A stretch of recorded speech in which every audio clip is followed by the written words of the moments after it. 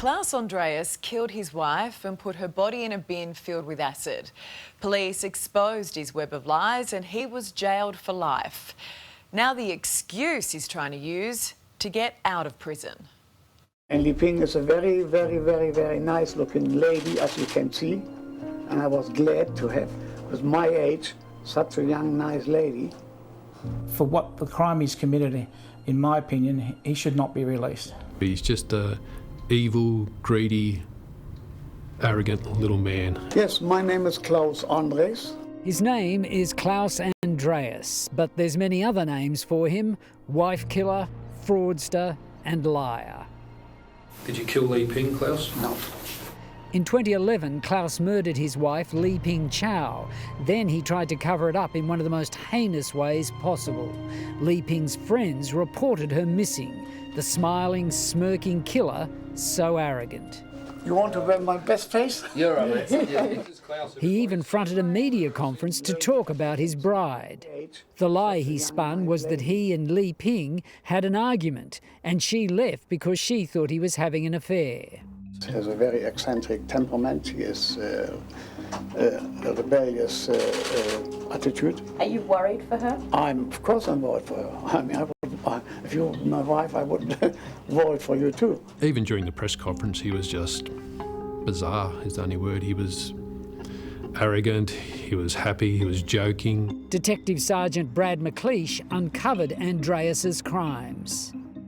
I don't like to use the word psychopath, but that's his personality. Security video captured him pushing a trolley with 20 litres of acid in it. From there, though, we established that he'd not only purchased acid on that day, but a number of days, and he'd purchased in total 60 litres of acid, which is an enormous amount of acid to buy. So, even using his now dead wife's bank account to fund the crime. Her card was used at Bunnings to purchase two 20-litre drums of hydrochloric acid.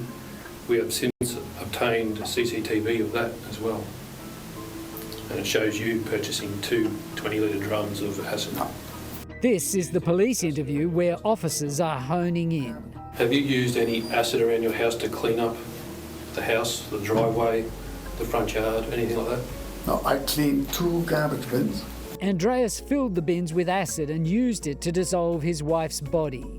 All that was found were Li Ping's fake porcelain teeth in the stormwater drain at the front of the North Queensland home. that, for us, cemented the fact that, yes, he had, committed this despicable crime against his wife. During a trial in 2013, Andreas made admissions that he dissolved his wife's body in acid. He was sent to jail for life, eligible for parole in 2028. Queensland has a no body, no parole law, which means if no body is ever found, you can't ever get parole. The parole board has previously accepted Andreas's admissions as satisfactory cooperation. A new decision published this month allows him to make a bid for freedom, based on exceptional circumstances relating to the 80-year-old's health. What's to say he's not going to come out of the community and do the same things again? He doesn't meet the test for exceptional circumstances. John Young was a friend of the couple and handled their immigration case. Chinese-born Li Ping applied for residency after meeting Andreas online, and they apparently fell in love. I could see that Klaus was very, very manipulative. He's never been remorseful for what happened. He tried to hide everything. Li Ping's family travelled to Australia for the trial and have never been able to hold a proper funeral for their loved one.